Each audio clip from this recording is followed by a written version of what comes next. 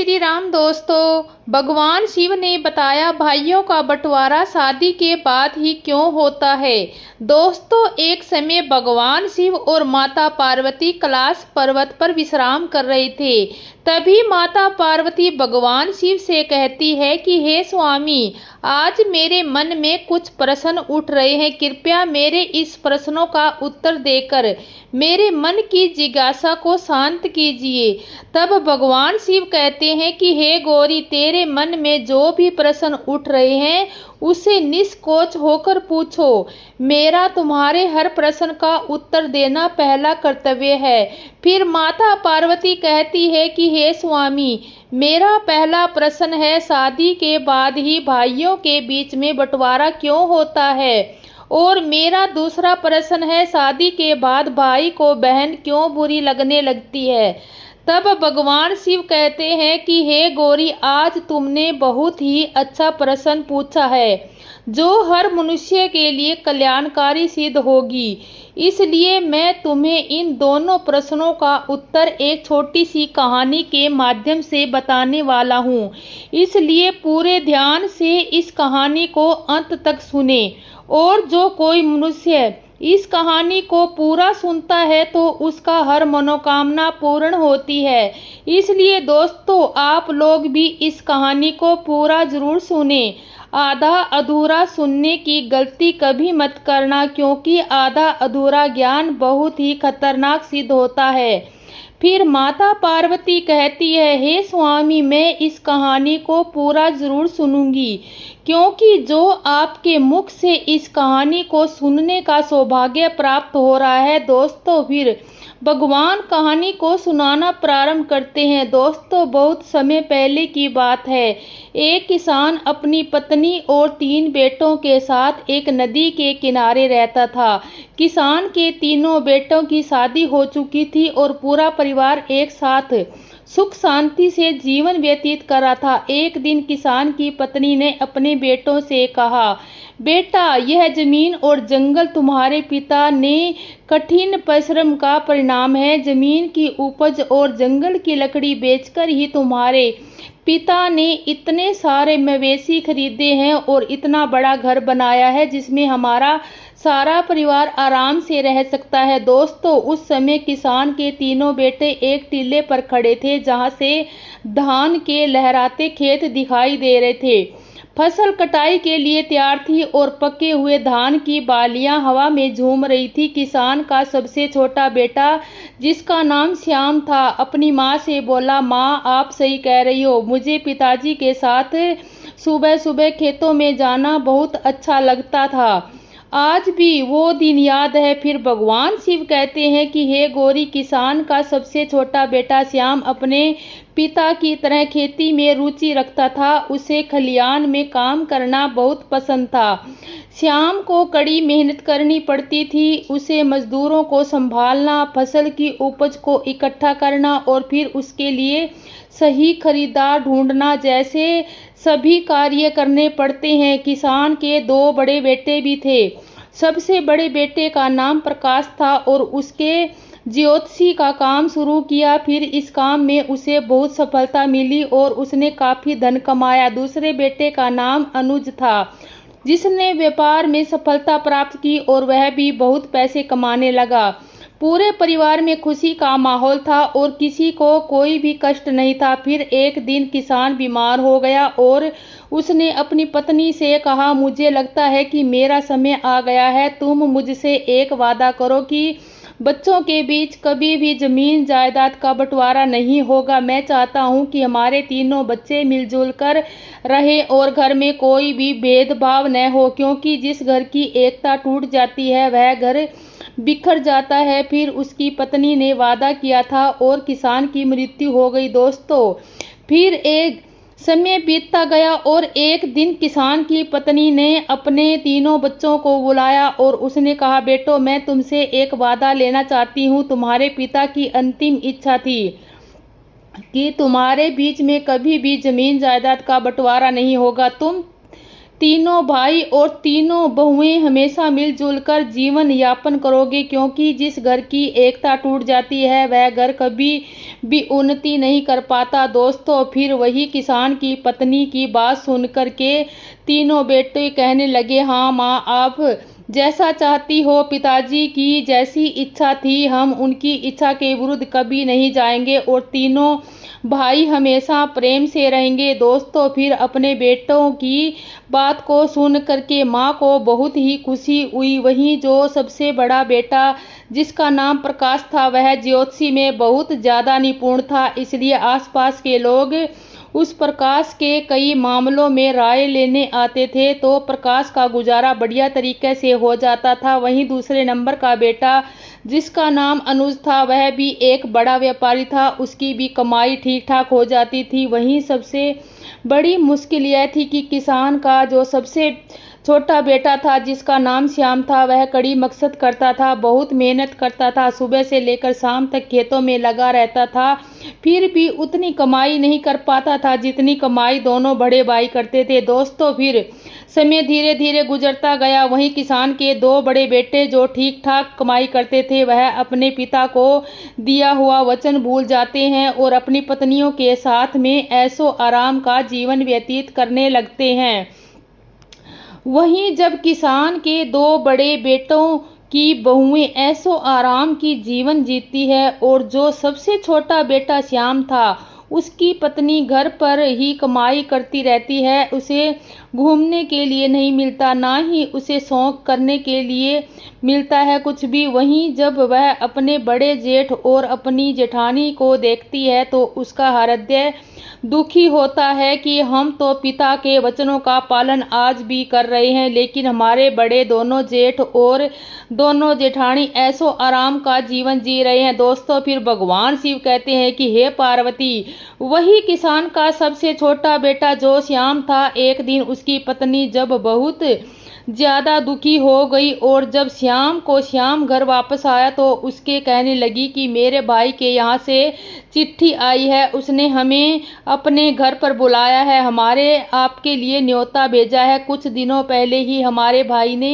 अपना घर बनाया था, उसमें गृह प्रवेश होना है, वह यह चाहता है कि हम दोनों कुछ दिन के लिए उनके पास रहें। दोस्तों, वहीं अपनी पत्नी की बात को सुन करके किसान का छोटा लड़का कहने लगा, देखो, खेती में बहुत काम करना पड़ता है, मेरे पास में इतना समय नहीं है कि मैं तुम्हारे मायके जा सकूं। यदि मैं तुम्हारे साथ तुम्हारे मायके चलूंगा तो खेती का काम खराब हो जाएगा, जिससे सब बर्बाद हो जाएगा। दोस्तों, फिर वही पत्नी तमतमा कर कहने लगी कि ठीक है, हम जीवन भर इसी घर में पड़े रहेंगे, हमारे मन की कोई इच्छा नहीं है। दोस्तों, वही पत्नी को गुस्से में देख करके किसान का छोटा लड़का कहने लगा, ठीक है, हम ऐसा करता हूँ कि तुम्हारे जाने का इंतजाम कर देता हूँ, पर मैं नहीं जा पाऊंगा। दोस्तों, फिर उसकी पत्नी कहने लगी, यदि हम जाएंगे तो दोनों साथ जाएंगे, वरना कोई नहीं जाएगा।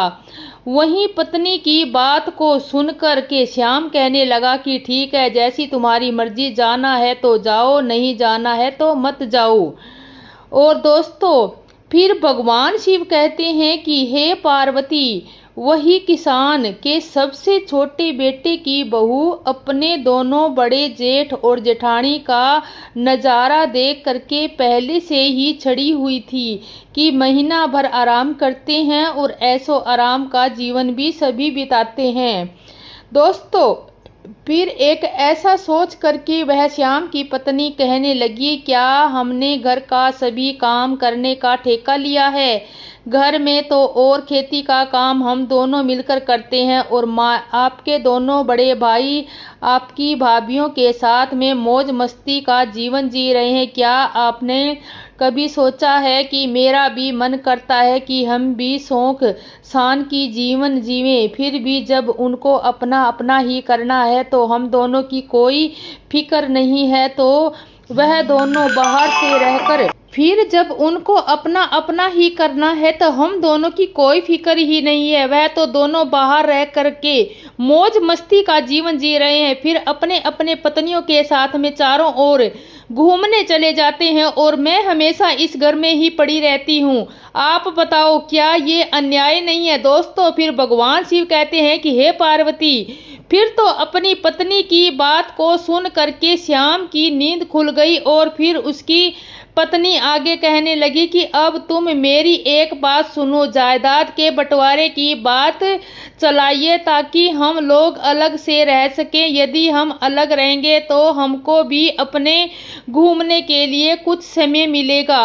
दोस्तों फिर इस प्रकार अपनी पत्नी की बात को सुन करके श्याम को लगा कि उसकी पत्नी सही कह रही है। मेरा काम मेरे भाई के काम से ज्यादा महत्वपूर्ण है। मेरी ही वजह से वह दोनों इतने ठाठ से और आराम से जीवन जीते हैं तथा मैं और मेरी पत्नी नौकरों की तरह इस घर में लगे रहते हैं। दोस्तों फिर एक दिन जब सभी भाई घर में खाना खा रहे थे तो किसान के सबसे छोटे बेटे ने अपनी माँ और भाइयों से कहा कि उसे जायदाद में उसका हिस्सा चाहिए, अब वह शामिल नहीं रहेगा। फिर वह अपने सबसे छोटे बेटे से बात की और सुन करके माँ को बड़ा झटका लगा और उसने कहा कि तुम्हारे पिता चाहते हैं कि तुम सब मिलजुल कर एक होकर रहोगे। दोस्तों फिर वही सबसे छोटा बेटा कहने लगा, माँ अब और शामिल नहीं रह सकता। फिर तो दोनों भाइयों ने भी हाँ भी भर दी और उन्होंने भी कहा ठीक है, जायदाद का बंटवारा हो जाना चाहिए। वही जमीन जायदाद के सभी कागज इनके आधार पर बंटवारा होना था।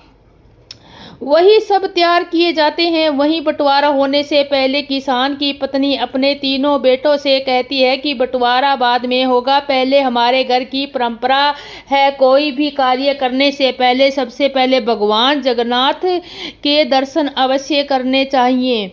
फिर अपनी माँ की बात को सुन करके सभी बेटे तैयार हो जाते हैं और अपनी माँ की बात मान करके अगले दिन सभी बेटे अपनी पत्नियों और माँ के साथ में यात्रा पर निकल पड़ते हैं। दोस्तों फिर मंदिर में दर्शन करने के बाद में जब सभी भाई वापस लौट रहे थे तो उनकी माँ ने कहा, बच्चों मैं बहुत थक गई हूँ और मुझे बहुत तेज भूख लग रही है। आप सभी भी भूखे होंगे और बहुओं को भी भूख लग रही होगी। चलो एक काम करते हैं, किसी ठीक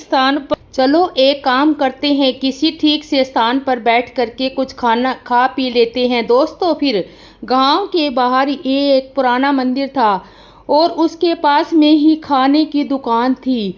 वहीं जब सभी परिवार खाना खाने की तैयारी करना लगा तो माँ ने कहा, बेटा हम लोग खाना खाने के लिए तो जा रहे हैं मगर रुपयों की थैली जो थी वह मैं कहीं भूल आई हूँ, जिससे अब यहाँ से घर तक जाने के लिए हमें काफ़ी पैसा चाहिए और यहाँ खाना खाने के लिए भी हमें पैसा चाहिए।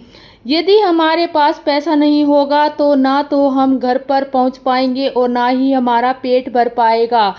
अब तो एक ही उपाय है जो कि मैं इन बहुओं के साथ में इसी मंदिर में रुकती हूँ और तुम तीनों भाई एक काम करो कि किसी गांव में जा करके कोई काम ढूंढ लो जिससे कुछ रुपयों की जुगाड़ हो जाए। तीनों अलग अलग अपना काम करो, तुम जो भी कुछ कमा कर लाओगे उन्हीं पैसों से हम कुछ खा पाएंगे और यहाँ से घर पहुँच पाएंगे।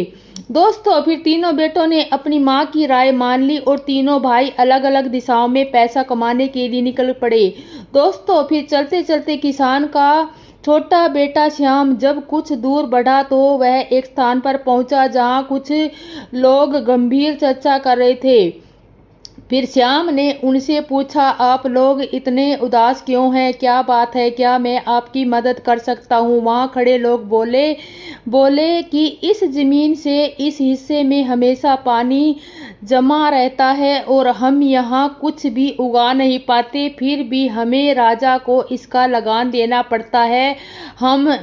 अब हमें समझ में नहीं आ रहा कि क्या करें। तब श्याम ने कहा, अगर मैं आपको धान उगाने का तरीका बताऊं तो तुम मुझे क्या इनाम मिलेगा? तब लोग बोले, अगर तुम हमें इस जमीन पर धान उगाने का तरीका बताओगे तो हम तुम्हें 200 से चांदी मुद्रिकाएं देंगे। श्याम जो बहुत ही कुशल किसान था उसने लोगों को बताया, गोबर और मिट्टी को मिलाकर गोल बनाओ और उन्हें गीला और नरम रखो, फिर हम गोले में बीज डाल दो और उन्हें सूखने दो। तब गांव वालों ने ध्यान दिया कि उसकी बात सुनी और उसने पूछा, इन गोलों से क्या करें? तब श्याम ने कहा, इन गोलों को इस जमीन में डाल दो, ये गोल जमीन में धंस जाएंगे और बीज भी अंकित हो जाएगा। दोस्तों, फिर गांव वालों ने श्याम के बताए हुए तरीके का पालन किया और उस बंजर जमीन में बीज अंकुरित हो गए। तब गांव वालों ने श्याम को धन्यवाद दिया और खुशी खुशी उसे 200 मुद्रिकाएं भेंट की। दोस्तों, फिर श्याम उन मुद्रिकाओं के साथ अपनी माँ के पास उसी मंदिर में लौट आया। दोस्तों, किसान का दूसरा बेटा अनुज घूमते घूमते एक दिन ऐसे स्थान पर पहुंचा जहां उसने देखा कि एक व्यक्ति पेड़ के नीचे बैठा हुआ बहुत उदास नजर आ रहा है। फिर अनुज ने उससे पूछा, आप इतने चिंतित क्यों हैं? क्या मैं आपकी किसी तरह से मदद कर सकता हूँ? फिर वह व्यक्ति बोला, हम 4 भाई हैं। हमारे पिता के निधन से पहले उन्होंने अपनी सारी संपत्ति हम चारों में बांट दी थी, लेकिन एक काली बिल्ली थी जिसे बांटना बहुत मुश्किल था। हम सब ने तय किया कि बिल्ली हम सब के साथ रहेगी। फिर एक दिन उस बिल्ली की एक टांग टूट गई जो मेरे हिस्से में आई थी। मैंने उसकी जख्मी टांग पर तेल लगाकर पट्टी बांध दी। बिल्ली को आंच अच्छी लगती थी, इसलिए वह चूल्हे के पास सोने चली गई। जैसे ही वह सोई, चूल्हे से निकली एक चिंगारी उसके तेल लगे कपड़े पर गिर गई और आग लग गई। जब बिल्ली वहां से भागी तो आसपास के घरों में भी आग लग गई और सब कुछ जलकर राख हो गया। पड़ोसियों ने इसका सारा दोष मुझ पर मंड दिया, क्योंकि आग की शुरुआत उस टांग से हुई थी जो मेरे हिस्से में आई थी। मामला पंचायत तक पहुंचा और पंचों ने कहा कि जिस टांग से आग लगी है वह मेरे हिस्से की थी, इसलिए पूरा नुकसान मुझे ही भरना होगा। लेकिन मेरे पास इतने पैसे नहीं है, अब मैं क्या करूं? इसी वजह से मैं चिंतित हूं। उसी समय की बात सुनकर उस व्यक्ति की बात सुनकर अनुज ने कहा, चिंता मत करो, अगर मैं तुम्हारी समस्या का समाधान कर दूं तो मुझे क्या दोगे? फिर व्यक्ति ने जवाब दिया, अगर तुम मेरी समस्या का समाधान कर दोगे तो मैं तुम्हें 400 सोने के सिक्के दूंगा। शर्त मानने के बाद अनुज ने कहा, ठीक है, तुम अपने पड़ोसियों और गांव के बुजुर्गों को बुलाओ, मैं शीघ्र ही आऊंगा। व्यक्ति ने गांव के सभी लोगों को बुला लिया। जब सब लोग इकट्ठा हो गए और हर किसी की बात सुनी गई, अब अनुज ने कहा, यह सच है कि सारा नुकसान बिल्ली ने किया है और यह भी सही है कि उस जख्मी टांग पर तेल की पट्टी बंधी थी। यह भी सही है कि बिल्ली के भागने से घरों में आग लगी। लेकिन एक बात आपने नहीं सोची कि जख्मी टांग के साथ बिल्ली भाग नहीं सकती। टूटी हुई टांग किसी काम की नहीं होती। बिल्ली केवल अपनी 3 सही टांगों से भागी, जिससे चारों ओर आग लगी। अब आप ही बताइए, क्या दोष टूटे हुई टांग का है या सही टांगों का? फिर अनुज की इस बात से गांव वाले अचंभित हो गए और सभी ने सिर हिलाकर सहमति जताई। अतः फैसला हुआ कि सही 3 टांगों के मालिक को हर्जाना देना होगा। जख्मी टांग का मालिक बहुत खुश हुआ और वादे के अनुसार अनुज को 400 सोने की मुद्रिकाएं भेंट की। फिर किसान का दूसरा बेटा भी 400 सोने के सिक्के लेकर अपनी माँ के पास मंदिर में लौट आया। दोस्तों, अब किसान का सबसे बड़ा बेटा, जिसका नाम प्रकाश था, वह भी कमाई के लिए निकला। फिर चलते चलते वह एक बड़े घर में पहुंच गया जहां से रोने की आवाज आ रही थी, जिससे उस घर के बाहर एक पहरेदार भी खड़ा था। फिर प्रकाश सोचने लगा कि इतनी बड़ी हवेली में रहने वाला कोई क्यों रो रहा है। तब प्रकाश ने पहरेदार से पूछा, महोदय, इस घर में रोने की आवाज क्यों आ रही है? तब पहरेदार ने कहा, आप अंदर जाकर खुद ही पूछ सकते हैं। फिर मोहन घर के अंदर गया तो पूछा, आप क्यों रो रहे हैं? क्या मैं आपकी कोई मदद कर सकता हूँ? दोस्तों, रोने वाला व्यक्ति, जो एक मंत्री था, वह बोला, हमारे राजा ने मुझसे हाथी का वजन पता करने को कहा है। अगर मैं ऐसा नहीं कर सका तो राजा मेरा सिर कटवा देगा। फिर मंत्री के रोने की बात सुनकर प्रकाश ने कहा, चिंता मत करो, अगर मैं तुम्हारी मदद कर सकूं तो मुझे क्या इनाम मिलेगा? फिर मंत्री ने कहा, अगर तुम मुझे हाथी का वजन बता दोगे तो मैं तुम्हें 1000 सोने की मुद्रिकाएं दूंगा। तब प्रकाश ने शर्त मान ली और मंत्री से कहा कि उसे हाथी के पास ले चले।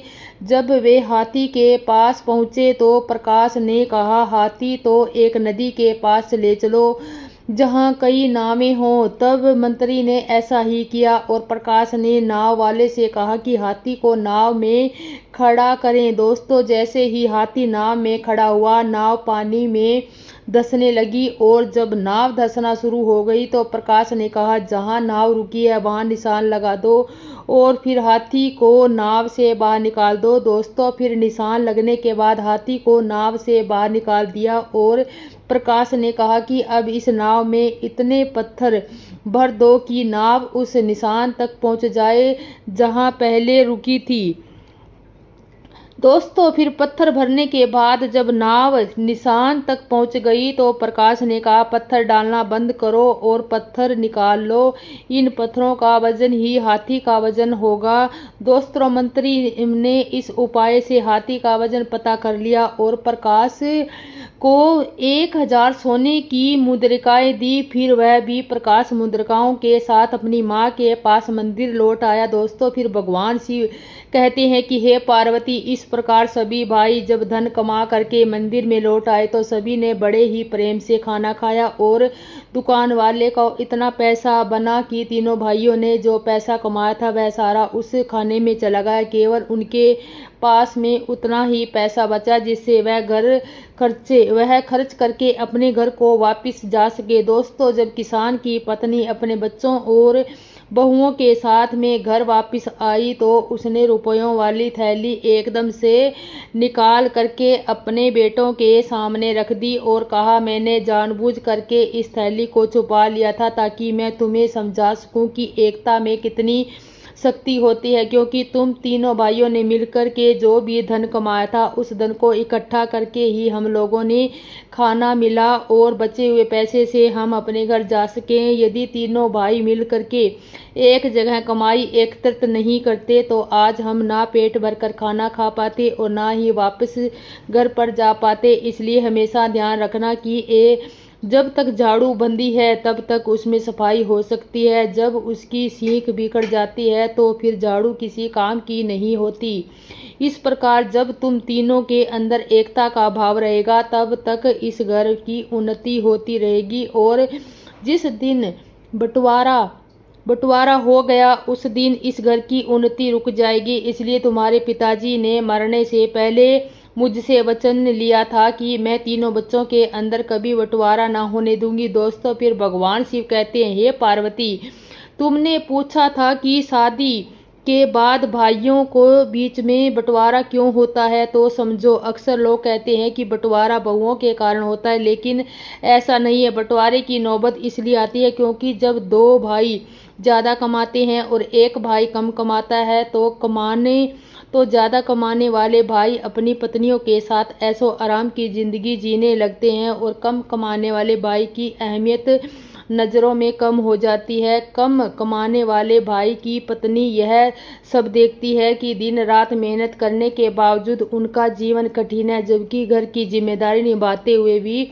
उनके जेठ अपनी पत्नियों के साथ शानदार जीवन की जिंदगी जी रहे हैं। यह स्थिति उसे बुरी लगती है और वह अपने पति से कहती है कि अगर हमें मेहनत ही करनी है तो अलग रहना बेहतर है, क्योंकि कम से कम जो कमाएंगे वह हमारा होगा और हम अपनी इच्छाओं के अनुसार जो जी सकेंगे। दोस्तों, यहीं से भाइयों के बीच दरार पड़ने लगती है और बंटवारा हो जाता है।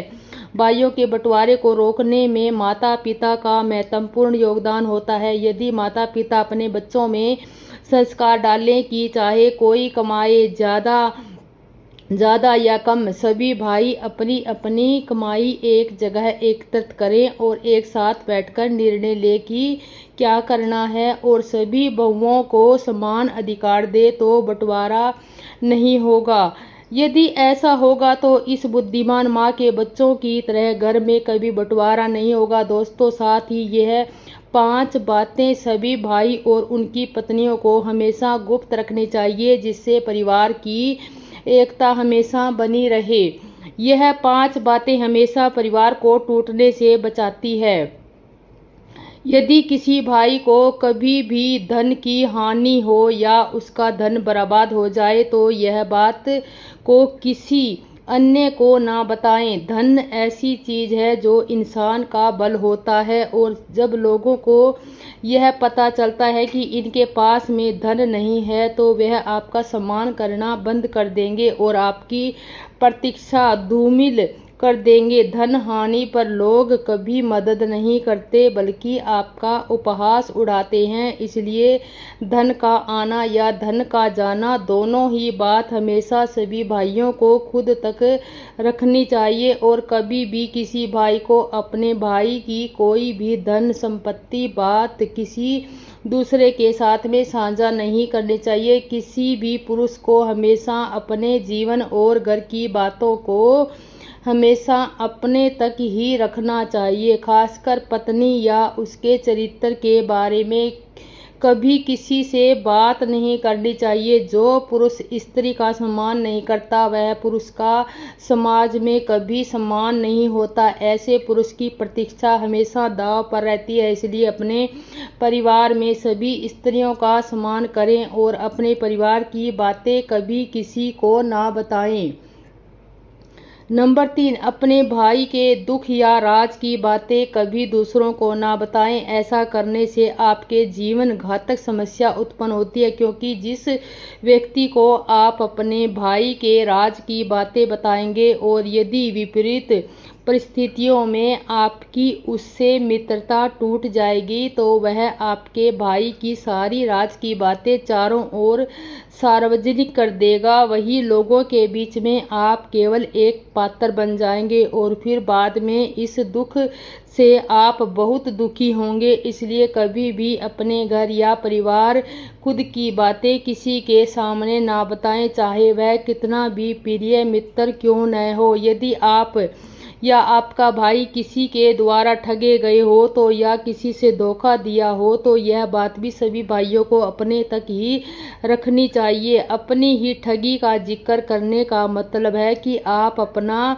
मखौल खुद ही उड़ाते हैं। यदि आप ऐसा करेंगे तो लोग आपको मूर्ख समझेंगे। इसलिए कभी भी किसी भाई को ऐसा नहीं करना चाहिए। यदि आपके भाई को किसी ने कभी थोड़ा धोखा दे दिया है तो वह कभी भी परिवार की बातें दूसरों के सामने जाहिर ना करे। इससे भाइयों के बीच में फूट पैदा होती है। नंबर 5, यदि कभी भी आपके भाई का कहीं अपमान हो जाए तो यह बात कभी किसी के साथ में साझा ना करें, क्योंकि हर समय समान बने रहना ही व्यक्ति को आगे बढ़ाता है। यदि जीवन में आपका या आपके भाई का कहीं अपमान हुआ हो तो कभी भी दूसरे के समक्ष जग जाहिर नहीं करना चाहिए, क्योंकि ऐसा करके आप अपना सम्मान स्वयं ही गिराने का कारण बनते हैं। इससे भाइयों के बीच में फूट पैदा होती है। दोस्तों, फिर भगवान शिव कहते हैं कि हे पार्वती, वही तुम्हारा दूसरा प्रश्न है कि शादी के बाद भाई को बहन क्यों बुरी लगती है। तो समझ लो, भाई बहन का रिश्ता दुनिया का सबसे अनोखा रिश्ता है। इस रिश्ते में तकरार है और भरपूर प्यार भी है। जहां बहन हमेशा भाई का साथ देती है तो वहीं भाई भी हमेशा बहन की रक्षा करता है। दोनों को एक दूसरे की बहुत परवाह होती है। शादी से पहले तक तो भाई बहन के बीच में सब कुछ बहुत अच्छा रहता है, लेकिन शादी के बाद इस रिश्ते में खट्टा आ जाती है और कई बार यह मनमुटाव इतना बढ़ जाता है कि भाई या बहन जीवन भर एक दूसरे की शक्ल देखना भी पसंद नहीं करते। तो इसलिए समझ लो, इन 5 कारणों से हमेशा भाई बहन के रिश्ते हमेशा के लिए खराब हो जाते हैं। दोस्तों, आइए जानते हैं कुछ ऐसी बातें जो शादी के बाद भाई बहन के रिश्ते को प्रभावित कर सकती है। भाभी की नाराजगी। भाई की शादी के बाद आपको सिर्फ अपनी पत्नी, माँ और भाई का नहीं बल्कि अपनी भाभी का भी पूरा सम्मान और प्यार करना चाहिए। अगर आप भाभी से कुछ गलत कहेंगे तो वो नाराज हो सकती है और ये नाराजगी भाई तक पहुंच जाएगी, जिससे भाई शायद खुलकर कुछ न कहें लेकिन वो आपसे दूरी जरूर बना सकते हैं। बहन को नज़रअंदाज करना। जिस तरह भाभी के साथ अच्छा व्यवहार करने से भाई का दिल जीत सकते हैं, वैसे ही बहन की अनदेखी करने से रिश्ते में दूरी आ सकती है। भाई का यह फर्ज होता है कि वो शादी के बाद भी बहन को उतना ही प्यार दे जितना पहले देता था। अगर बहन की शादी नहीं हुई है तो भी उसकी बातें समझनी चाहिए और अपनी जिम्मेदारी निभानी चाहिए। रिश्तों में औपचारिकता बचपन से लेकर शादी तक भाई बहन का रिश्ता अनौपचारिक रहता है। वे लड़ते झगड़ते हैं, एक दूसरे का मजाक उड़ाते हैं और साथ ही रूठते मनाते हैं भी हैं। लेकिन शादी के बाद कुछ भाई बहन इस रिश्ते को लेकर औपचारिक रूप से निभाते हैं, जिससे रिश्ता कमजोर हो जाता है। बेहतर होगा कि बीच बीच में एक दूसरे का हाल चाल लेते रहें और बचपन की यादों को ताज़ा करते रहें। शादीशुदा जिंदगी में दखल देना। कई बार बहनें भाई की शादीशुदा जिंदगी में ज़रूरत से ज़्यादा दखल देती है, जिससे रिश्ते में खटास आ जाती है। चाहे भाई बहन शादीशुदा हो या नहीं, बहन को भाई की निजी जिंदगी में दखल नहीं देना चाहिए। ऐसा करने से रिश्ते खराब हो जाते हैं।